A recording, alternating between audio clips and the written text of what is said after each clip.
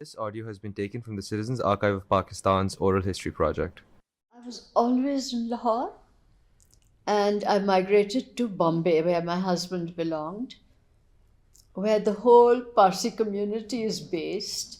So that was a charming experience for me to be, for the first time, uh, to be embedded in my community and to get to know Parsis.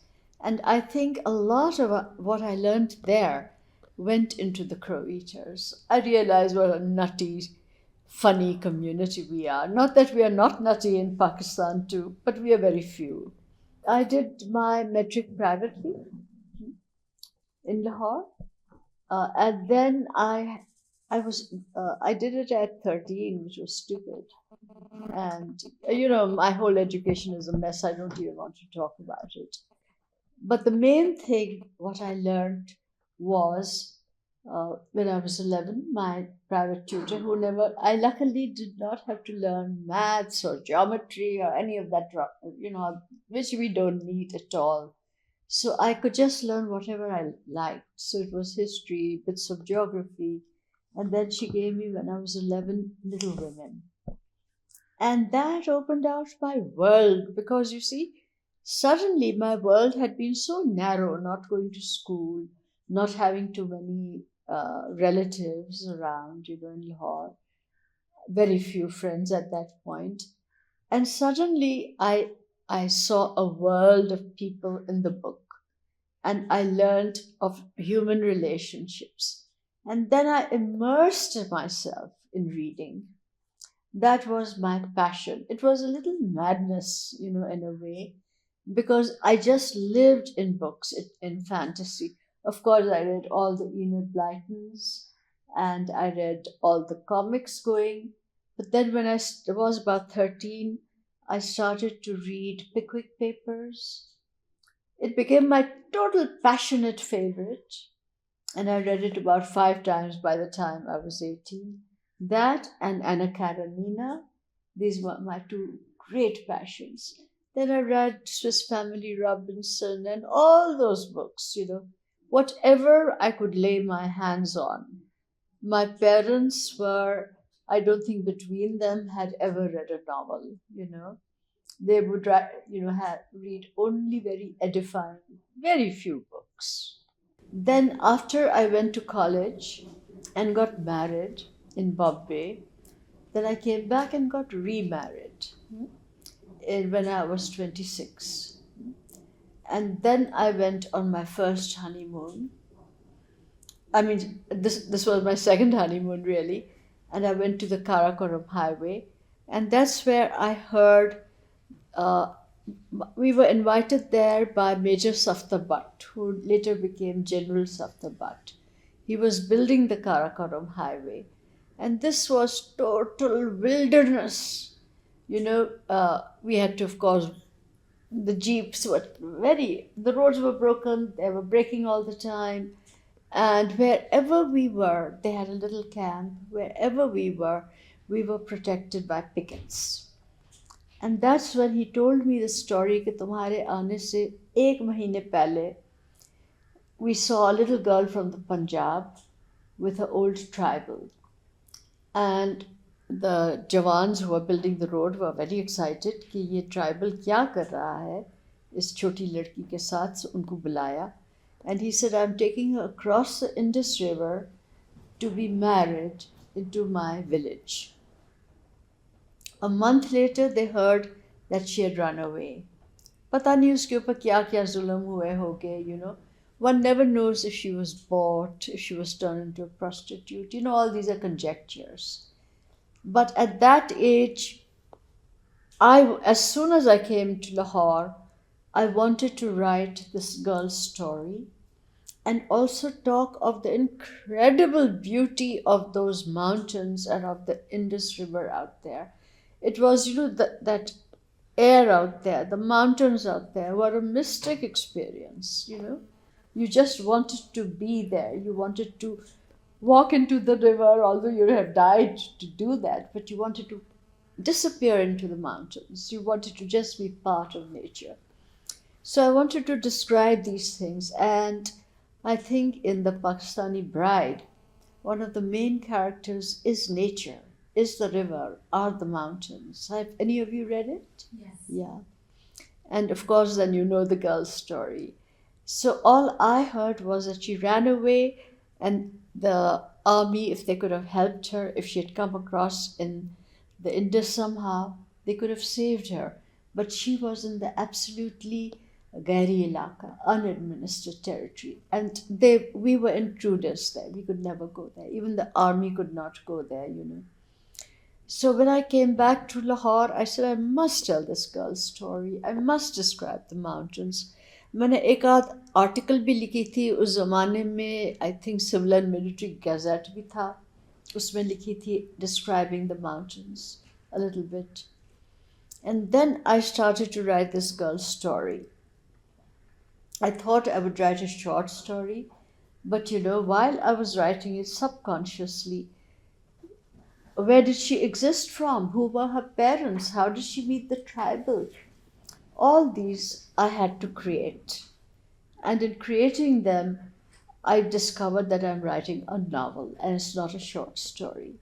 So I had to create the tribal gentleman who adopted her, how he met Nika Pehlwan. I heard some anecdotes about Nika Pehlwan from some friends, and I thought, wow, what a character he must be. So I made him into a fully fledged character, as I imagined him. Of course, I never met him. And then I created Carol, this character, she was an American woman visiting that area. अब इत्तेफाक से ये हुआ कि एक Carol नाम की औरत वहाँ एक महीने पहले पहुँची थी. And so Safdar Bhatt said, "But how did you know?" I said, "I don't know, I just picked that name, you know." Authors do these strange things, you know. And, well, I had her be a little flirty with the colonel or whatever it was. But she was very important so that the Western audience could narrate to the book. Otherwise, Pakistan was totally unimaginable to them. That the culture was unimaginable to them. But through her and through her interpretation, they could see what Pakistan was through her eyes to an extent. It's a favorite book also.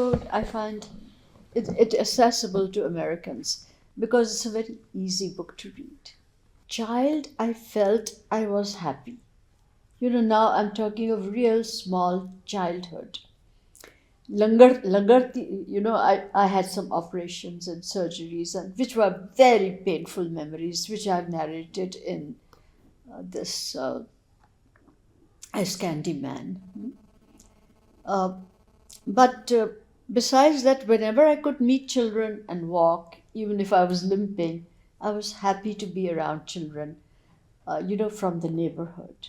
I remember up till about 5 or so, I was a happy child, in spite of the operations and all. And then suddenly, you know, the atmosphere of Lahore changed, you know, just before partition. And at that time, our whole neighborhood changed, in the sense that all our friends, जो हमारे neighbours थे, Sikh neighbours थे, उनके बच्चे थे, रोजी Peter करके, जिन्होंने मुझे लिखा कि oh, we recognized ourselves in Ice Candy Man, you know. And at that time, I suddenly started hearing, you know, it was a constant, this roar of the mobs. You know, we were living on Waris Road, ये शायद चुंगी से आ रहे थे, पता नहीं कहाँ से भी ये आवाज़ें आ रही थी, you know. And it was, I couldn't hear the words, but I could tell that all they were doing was mischief and killing each other, you know. And this was a sort of a frightening moment. I thought that our lives and the lives of our family were in danger. और हमारे पारसी कोई थे जो मुजांग चुंगी पे रहते थे. In that area, they came into our house, you know. So our house was full of people who were a little further away. So, that is part of my memory of partition. And then one of the memories which is very vivid, and how I started to write the book. Because sometimes you just have images which make you write. And this was that I'm not sure exactly when, I think it was a little after partition, that a whole bunch of reras drove into our house. And there were men standing in it, and naare laga rahe the. And my mother suddenly appeared on our veranda, and she stood with her hands on my and my brother's heads, and she just faced them. And they came up, and they were not very polite or anything, they just came up and they said, "Ji, ye to Hindu ghar hai, abhi tak luta nahi," you know. And then my cook apparently, now this is partly fantasy, partly what I remember as a child, but it became so much part of the family fantasy that our cook was beating eggs. हमारा बरांडा था, portico था, तो ये लोग बरांडे, portico और यहाँ kitchen था सामने, तो किचन से वो निकल भी गए बंदे. और cook Imamdin, he came out and he said, हरामजादे, ये तो पारसी का घर है, ये हिंदुओं का घर नहीं है, निकलो यहाँ से. So then they all sort of were happy to see a Musliman and Muslims, and the other servants were all Muslims. तो उनको पानी शानी पिलाया, वो चले गए. Now when this incident is the one I wanted to write about. But by the time, again, I came to that point, I had created Aya. I had created all these men around Aya. These were not known to me, So, and of course, my poor parents. I have used them in every novel, in different guises, and I've made them speak differently than they were. It's fiction, you have to remember. Although there's my first autobiographical element is in Ice Candyman, in my third book. Not in my first or second books, but in my third book. And that's the childhood, place. Of course, I was a very shy and timid child, and Lenny is a very feisty, open child. So she's my alter ego in a way. When I came, it was still there. Of course, they'd cut away the beautiful shisham trees, but the garden was somehow sunken, or wo abhi tak tha. We had the front of the house. The back of our houses were rented to people, और उनके पीछे हमारे servants quarters थे. और दीपा मेहता वहाँ आके देख के सब गई, and she literally created the background of where the servants were.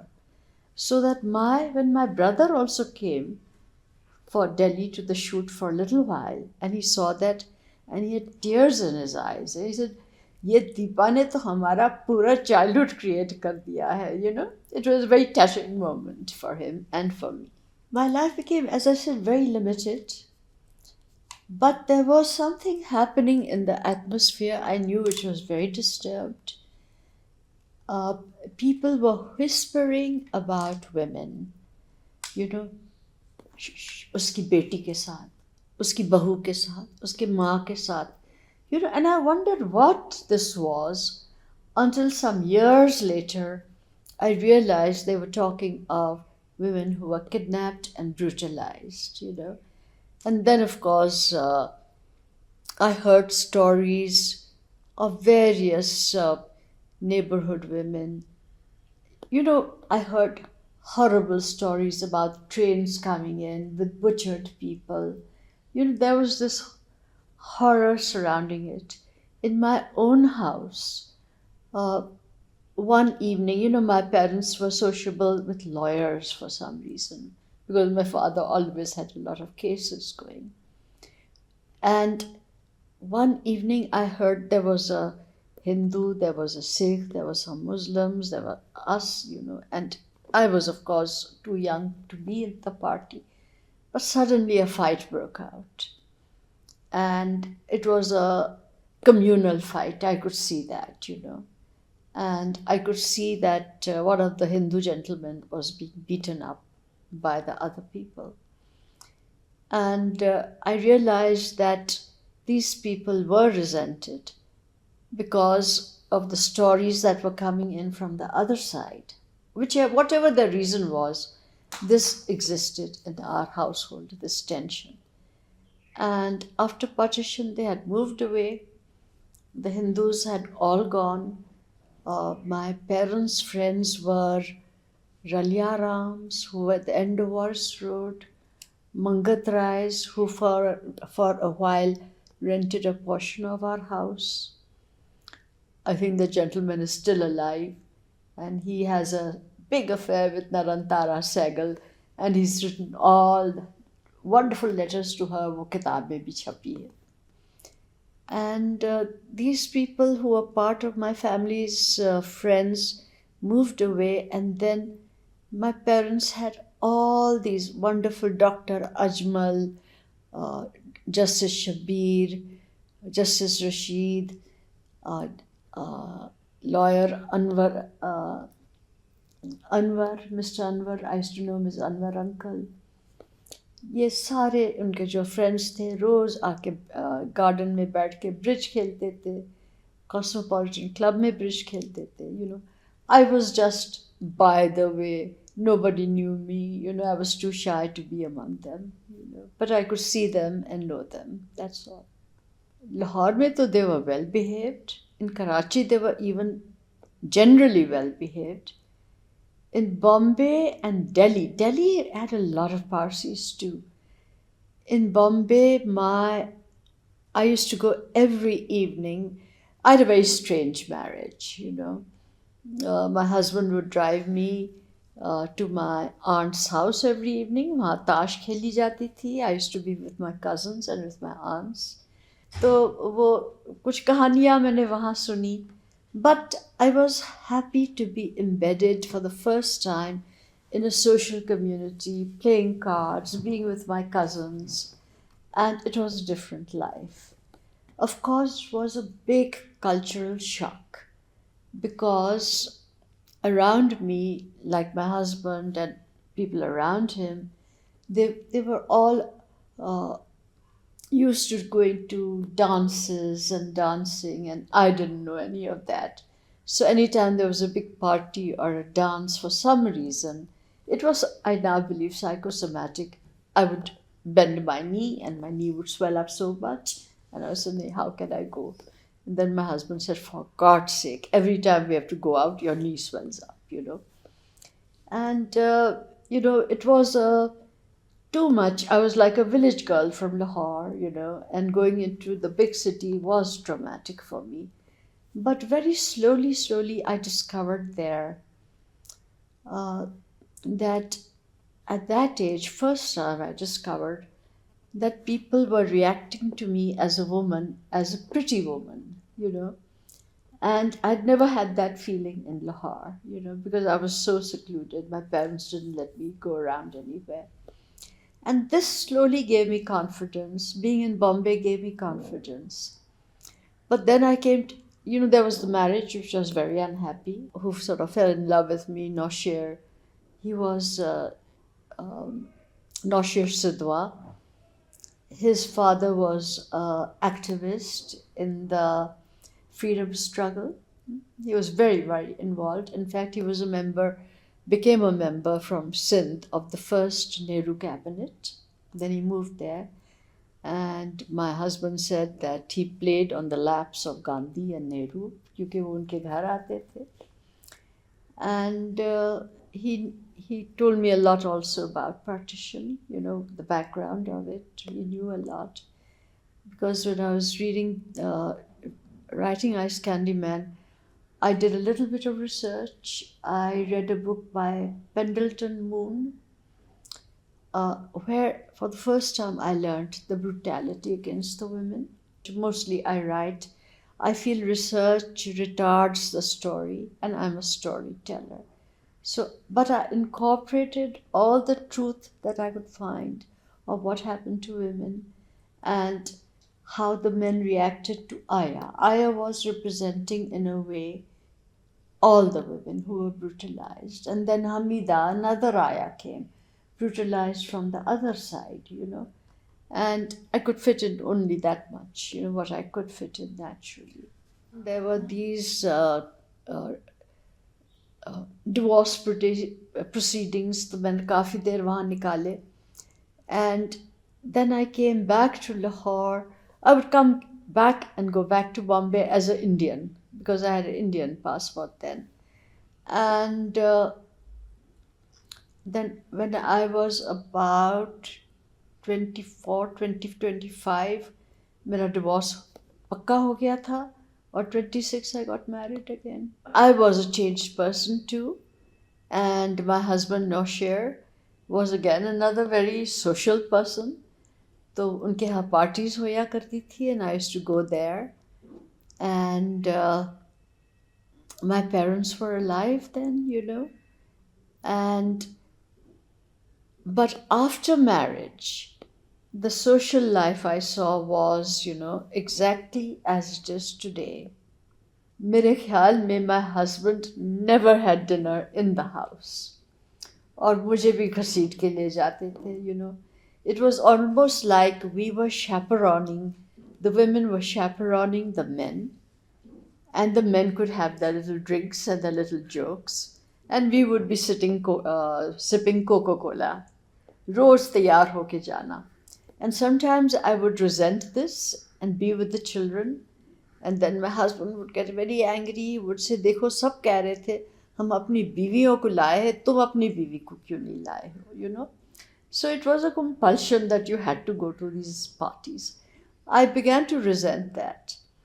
And then when I moved to America and came back during the 90s because my mother was very ill, I semi-moved. I never really moved. And then all during the 90s, I was nursing my mother on Forest Road.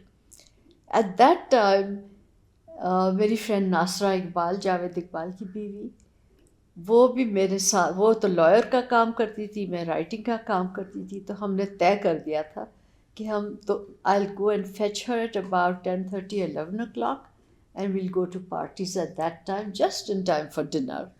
तो dinner में शामिल भी थे और अपना काम भी होता था. I was here during the 65 war. And my first story in this new book is about that, of how terrified I was, how exhilarated the men were. हाँ, वो उनके लिए तो ये बड़ा एक शौकीन तमाशा था. They were छोटे छोटे pop guns सबने निकाले थे कि to defend Lahore, and they were going on the rooftops and looking at planes, and वो dog fights हो रही थी. उनको तो उनको अंदाज़ा नहीं था कि क्या हो सकता है. Whereas as a woman with two girls, by now, you see, in Bombay I had 2 children. And with Noshir I had 1 baby at that time. She was a little baby.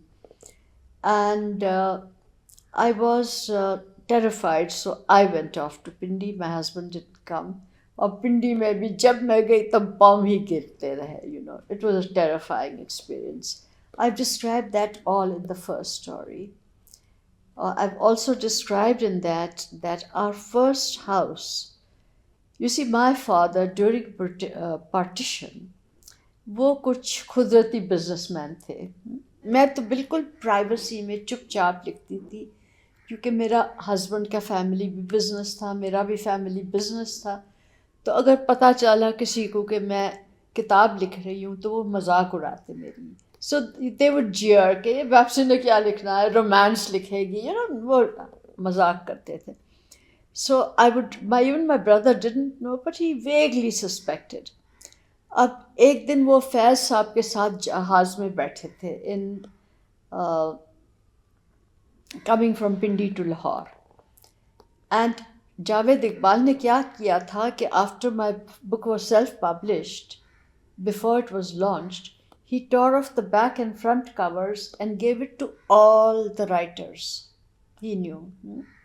तो उनमें से फैज़ साहब को भी दी.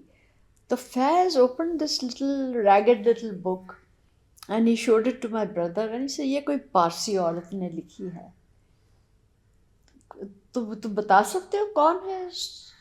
So my brother opened the book And he said, I think my sister writes. And he read a little and he said, हाँ, this is from my sister. So वो दोनों मेरे घर आ गए गुलबर्ग में. I used to live near the Gulbarg market at that time. And वो उन ज़माने में तो खैर एक ही एयर कंडीशन होता था बेडरूम में. तो फैज़ साहब वहाँ आए. And he said, you've written this book? I said, yes. He said, it's a very good book, but it's a second class book. तो मैं कहा अच्छा जी थैंक यू. He said, ये जो नारायण और वो अभी who wrote the House for Mr. Biswas and Nepal I used to really revere. And he said, your book is as good as Narayan and Nepal. And, he took a lot of names. And I said, Faiz साहब ये तो blasphemy है. ये तो बहुत बड़े writers हैं. He said, no, your book is as good as that. So I said, then what do you mean by first class writers? Shakespeare, Milton. मैंने कहा शाबाश. I said, thank you very much. Putting me in the second class is an honor. And then he sat for a long time and we chatted. And he became a friend. फिर मैं Russia गई थी वहाँ मिले थे 2-3 दफ़ा. And बस वो हालात थे. But I was attacked very badly by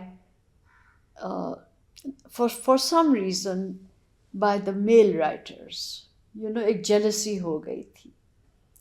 With the result that Faiz Saab said this book has to be published in Russian. 2 years later or 3 years later he met me. हो गई छप गई वो किताब. मैं कहा नहीं वो नहीं छाप रहे. So उन्होंने वापस उनको कहा कि छापो. Now after they छापोed it, उन्होंने एक preface में लिखा कि it's not a very good book, but we have छापोed it because of the humor. And then they explained to me, what can we do? We had to write this because all the other young writers who were coming to Russia from Pakistan all the time was saying, ये रद्दी किताब है, don't छापो it, this and that. तो वो मेरे बहुत खिलाफ थे. Even some of the press, उन्होंने पहले जब ये self publish हुई किताब, because nobody knew Pakistan, nobody wanted to publish it abroad. So it was self-published. Javed Iqbal introduced me to Allama Iqbal's press, who had never done an English book. English publishing था ही नहीं उस ज़माने में. तो मेरी friends और मैं बैठ के we were doing the proofreading. उनको कभी कभी धैर्य का spelling नहीं आया, कभी कभी what का spelling नहीं आया. कोई 1 साल हमने proofreading किए. सबके बड़े बड़े लाल लाल आंखें हो गई थी. खैर फिर किताब छप गई पूरी. अब जब एक किताब छप जाती है ना तो उसकी value suddenly it reads better. As a manuscript it doesn't read so well. And somebody sent it to an agent in Britain, or Jonathan Cape, who were at that time the biggest literary press in London.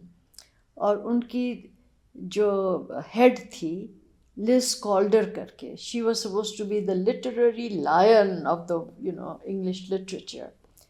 तो उसने वो किताब बहुत पसंद कर दी और फ़ौरन उसने मुझे चिट्ठी लिखी कि we would love to buy it and print it. And it is the first time I've read something so funny which also gives such important information. So this was a great pleasure to me, because before that I was receiving rejection notes कि भाई who's interested in Pakistan, who wants to read about Pakistan. So this was the first big major step that happened for me, and it's the first time that I went abroad when the book was published. I did not know this was happening except when the publishing in Russia took place. And they told me, my God, how much against you they are, Or I think at that time they were the young, new writers, And, people do get jealous, male people do get jealous that why is a woman getting so much praise, And I think this will keep on happening. This audio has been taken from the Citizens Archive of Pakistan's Oral History Project.